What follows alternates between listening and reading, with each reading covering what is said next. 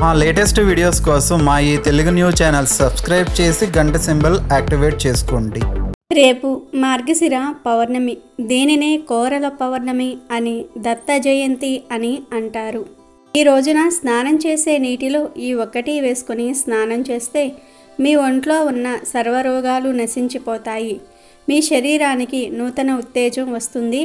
రేపు కోరల పౌర్ణమి రోజు వీటిని స్నానం చేసే నీటిలో వేసుకుని స్నానం చేస్తే జన్మల పాపాలు దరిద్రాలు నశించిపోతాయి. అపరు కుబేరులు అయిపోతారని పండితులు చెప్తూ ఉన్నారు. మరి రేపు కోరల పౌర్ణమి మరియు దత్త జయంతి రోజున స్నానం చేసే నీటిలో ఏం వేసుకుని స్నానం చేయాలో ఇప్పుడు మనం ఈ వీడియోలో వివరంగా తెలుసుకుందాము. అలాగే కోరల పౌర్ణమి యొక్క విశిష్టతను, దత్త జయంతి యొక్క విశిష్టతను కూడా ఈ వీడియోలో వివరంగా తెలుసుకుందాం. అంతకన్నా ముందు మా వీడియో నచ్చితే లైక్ చేసి షేర్ చేయండి. అలాగే మా ఛానల్ని సబ్స్క్రైబ్ చేసుకోండి. ఇక వీడియోలోకి వస్తే, మన హిందూ సాంప్రదాయంలో పౌర్ణమికి ఎంతో విశిష్టమైన స్థానం ఉంది. పౌర్ణమి రోజు దేవతలు కూడా ఎన్నో శుభకార్యాలు చేస్తారు. పౌర్ణమి రోజు చేసే పూజలు అన్ని దేవతలకు చేసినట్టే. మార్గశిర పౌర్ణమి రోజున దత్తాత్రేయ స్వామి జయంతిగా జరుపుకుంటూ ఉంటారు. సప్త ఋషులలో ఒకరైన అత్రి మహర్షి, అనసూయ దంపతులకు మార్గశిర పూర్ణిమ రోజున త్రిమూర్తుల అంశతో దత్తాత్రేయుడు జన్మిస్తాడు. ఆదిగురువు, త్రిమూర్తి స్వరూపుడు, దేవతలకు జ్ఞానబోధ చేసిన వాడు దత్తాత్రేయుడు. సృష్టి స్థితి లయకారకులైన బ్రహ్మ, విష్ణువు, మహేశ్వర్ల ఏకస్వరూపం దత్తాత్రేయుడిది. గురుతత్వానికి ఆద్యుడు, ఆదిగురువు, సమస్త దేవతలకు ఆదిగురువులుగా పేరొందిన సప్త ఋషులలో ఒకరైన అత్రి మహర్షి, అనసూయల కుమారుడు దత్తాత్రేయుడు. ఈయన అత్రి మహర్షి కుమారుడు కావటం వల్ల ఆత్రేయుడిగా, దత్తాత్రేయుడిగా పిలుస్తారు. దత్తాత్రేయుడు ఉపనయనం అయిన వెంటనే అరణ్యానికి వెళ్ళి తపస్సు ద్వారా పరిపూర్ణమైన జ్ఞాన సముపార్జన చేశాడు. దత్తుడు గొప్ప అవధూత, గొప్ప జ్ఞాని, చిరంజీవిగా అవతరించాడు. దత్తాత్రేయ స్వామి వారిని పరిపూర్ణ జ్ఞానానికి నిలయమైన వాడిగా పూజిస్తారు. దత్తాత్రేయుడు 16 అంశలు కలవాడు. శ్రీపాద వల్లభుడు, నృసింహ సరస్వతి, అకల్కోట మహారాజు, మాణిక్య ప్రభువు, షిరిడి సాయిబాబా, గజానన మహారాజ్, శ్రీకృష్ణ సరస్వతి మహారాజ్, వాసుదేవానంద సరస్వతిగా దత్తావతారాలుగా వెలసిల్లినట్లుగా దత్తపురాణం చెబుతోంది. హిందూ క్యాలెండర్ ప్రకారం ప్రతి సంవత్సరము మార్గశిర మాసంలో వచ్చే శుద్ధ పూర్ణిమ నాడు దత్తాత్రేయ జయంతిని జరుపుకోవటం ఆనవాయితీగా వస్తుంది. ఈ పర్వదినాన్ని 2 తెలుగు రాష్ట్రాలతో పాటు మహారాష్ట్ర, కర్ణాటక, గుజరాత్లో జరుపుకుంటూ ఉంటారు. పవిత్ర మాసాల్లో ఒకటైన మార్గశిర మాసంలో సంభవించే పౌర్ణమి నాడు దత్తాత్రేయుడి జయంతి కావటం వలన ఆధ్యాత్మికంగా దీనికి ఎంతో ప్రాధాన్యత ఉంది. మార్గశిర పౌర్ణమిని కార్తీక పౌర్ణమితో సమానంగా భావిస్తారు. ఈ పూర్ణిమ నాడే త్రిమూర్తి స్వరూపుడైన దత్తాత్రేయుడు జయంతి కూడా కావటం వల్ల భక్తులు దీన్ని పవిత్రమైన రోజుగా భావిస్తారు. వ్రతాలు చేస్తారు. నదులు, సముద్రాల్లో పుణ్య స్నానాలు చేసి దత్తాత్రేయుడిని పూజించడానికి ప్రాధాన్యత ఇస్తారు. దత్తాత్రేయుడిని పూజించటం వల్ల సకల దోషాలు పోతాయని, ఆయురారోగ్యం లభిస్తుందని భక్తుల ప్రగాఢ విశ్వాసం. అలాగే పేదలకు దాన ధర్మాలు చేయాలని ఆధ్యాత్మికవేత్తలు చెబుతూ ఉన్నారు. ఈరోజు దత్త పురాణాన్ని పఠించడానికి ప్రాధాన్యత ఇవ్వాలి. అందులో పొందుపరిచిన అంశాలతో దత్తాత్రేయుడిని పూజించాలి. త్రిమూర్తి స్వరూపుడు కావటం వల్ల దత్తాత్రేయుడిని ప్రసన్నం చేసుకుంటే బ్రహ్మ, శ్రీ మహావిష్ణువు, మహేశ్వరుడి ఆశీర్వాదం లభిస్తుందని భక్తులు విశ్వసిస్తూ ఉంటారు. శ్రీ దత్తాత్రేయ జయంతిని మార్గశిర శుక్ల పూర్ణిమ నాడు జరుపుకుంటూ ఉంటారు. త్రిమూర్తులు బ్రహ్మ, విష్ణు మరియు మహేశ్వర్ల అవతారమైన దైవ స్వరూపులు దత్తాత్రేయ స్వామివారు. దత్త అనే పదానికి సమర్పించిన అనే అర్థం ఉంది. త్రిమూర్తులు అత్రి మహర్షి మరియు అనసూయ దంపతులకు పుత్రుడి రూపంలో తమను తాము సమర్పించుకున్నారు గనుక అతడికి దత్త అని పేరు వచ్చింది.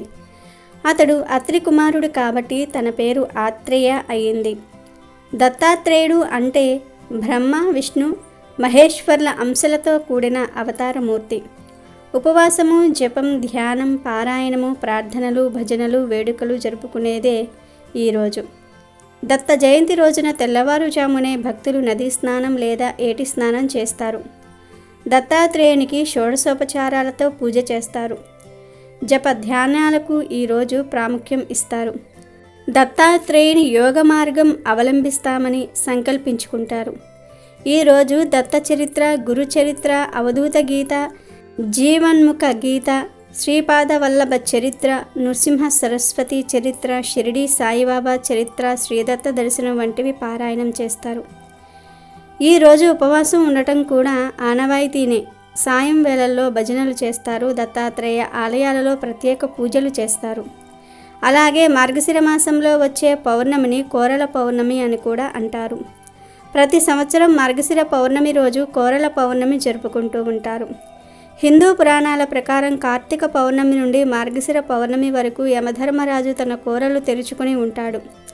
అందువల్ల అనేక రకాల వ్యాధులు, అనారోగ్య సమస్యలు వస్తూ ఉంటాయి. ఎలాంటి అనారోగ్య సమస్యలు రాకుండా ఉండేందుకు ఈ మార్గశిర పౌర్ణమి రోజు యమధర్మరాజును ఆరాధిస్తారు. ఈ మార్గశిర పౌర్ణమిని కోరల పున్నమి లేదా నరక పౌర్ణమి అని కూడా పిలుస్తారు. ఈరోజు కోరల అమ్మవారిని పూజిస్తారు కనుక కోరల పౌర్ణమి అని పేరు వచ్చింది. కోరల అమ్మవారు సాక్షాత్తు చిత్రగుప్తుడి సోదరి. మార్గశిర పౌర్ణమి రోజున చిత్రగుప్తుడు తన చెల్లి ఇంటికి వస్తాడు. అన్నయ్య చిత్రగుప్తుడు ఇంటికి రావటంతో చెల్లెలు కోరల ఆనందంతో ఘనమైన విందుని ఏర్పాటు చేస్తుంది. చిత్రగుప్తుడు చెల్లిని ఆశీర్వదిస్తూ మార్గశిర పౌర్ణమి రోజు ఎవరైతే కోరలను పూజిస్తారో వారికి నరక బాధలు, అపమృత్యు భయము ఉండదని వరం ఇస్తాడు. చిత్రగుప్తుడిపై గల అభిమానంతో ఆయన మాట నెరవేరేలా తాను కూడా సహకరిస్తానని యమధర్మరాజు సమర్థించాడు. అప్పట్నుంచి మార్గశిర పౌర్ణమి రోజున కోరలమ్మను పూజించటం ప్రారంభమయ్యింది. ఈరోజు కోరలమ్మకు మినప రొట్టెను నైవేద్యంగా సమర్పించాలి. అలాగే ఈరోజు చంద్రుణ్ణి పూజించాలి. చంద్రవ్రతం చేయాలని పురాణాలు చెప్తూ ఉన్నాయి. మార్గశిర పౌర్ణమి రోజు కోరలమ్మను పూజిస్తే ఆమె అనుగ్రహం కలిగి నరకబాధలు, అపమృత్యు భయాలు తొలగిపోతాయి. ఇక ఎన్నో విశిష్టతలు ఉన్న ఈ మార్గశిర పౌర్ణమి రోజున స్నానం చేసే నీటిలో ఏం వేసుకుని స్నానం చేయాలి అంటే చిటికెడు పసుపు, అలాగే గులాబీ పువ్వు రేకులను వేసుకుని స్నానం చేయాలి. పసుపు మరియు గులాబీ రేకులను స్నానం చేసే నీటిలో వేసుకుని తలకు స్నానం చేయాలి. ముందుగా 3 చెంబుల నీళ్లను తల పైనుండి పోసుకొని మీకు ఉన్న సమస్య గురించి చెప్పుకోవాలి.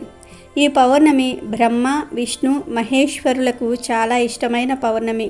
ఈ రోజున మీరు వీటిని నీటిలో వేసుకుని స్నానం చేస్తే మీకు త్రిమూర్తుల అనుగ్రహం కలుగుతుంది. మీకు ఉన్న కోరికలన్నీ కూడా నెరవేరుతాయి. మీరు ఎదుర్కొంటున్న సమస్యల నుండి బయటపడగలుగుతారు. మీ శరీరంలో ఉన్న సర్వరోగాలు, మీపై ఉన్న చెడు శక్తి అంతా కూడా ఆ నీటి ద్వారా పోతుంది. కాబట్టి రేపు మార్గశిర పౌర్ణమి రోజున పిల్లలు, పెద్దవారు, స్త్రీలు, పురుషులు అందరూ స్నానం చేసిన నీటిలో వీటిని వేసుకుని స్నానం చేయండి. త్రిమూర్తుల అనుగ్రహాన్ని పొందండి, ఆనందంగా జీవించండి. మార్గశిర శుద్ధ పౌర్ణమి నాడు దత్తాత్రేయ స్వామివారు జన్మించారు. ఈరోజు గురువును పూజిస్తే చాలా మంచిది. లేదంటే దగ్గరలో దత్తాత్రేయ స్వామివారి సన్నిధానం ఉంటే కనుక అక్కడికి వెళ్ళి ఒక నమస్కారం చేసుకోండి. అలాగే ఈ మార్గశిర పౌర్ణమినే కోరల పున్నమి అంటారు. ఈ పున్నమి రోజు ప్రాతకాలంలో ఒక పని చేస్తారు. అదేమిటంటే కుక్కలకు రొట్టెలు, చపాతీలు పెట్టేవారు కూడా అది కొరికి పెడుతూ ఉంటారు. ఎందుకంటే కార్తీక మార్గశిర మాసాలు యమ ద్రష్టలు ఈ సమయంలో యముడు కోరలు తెరుచుకుని ఉంటాడు. ఈ సమయంలో మరణాలు ఎక్కువగా సంభవిస్తూ ఉంటాయి. మనం గమనిస్తే ఈ కాలంలోనే చాలామంది చనిపోతూ ఉంటారు. ఎందుకంటే ఈ సమయంలో యముడికి కోరలు వస్తాయి. ఇలాంటి అపమృత్యు దోషాలను తొలగించుకోవడానికి కుక్కలకు ఆహారం పెట్టాలని పెద్దలు చెప్తూ ఉంటారు. అమెజాన్లో బెస్ట్ డిస్కౌంట్స్ కోసం వీడియో డిస్క్రిప్షన్లో లింకు ఉంది, చూడండి. అలాగే మా టెలిగ్రామ్ ఛానల్ సబ్స్క్రైబ్ చేసుకోండి.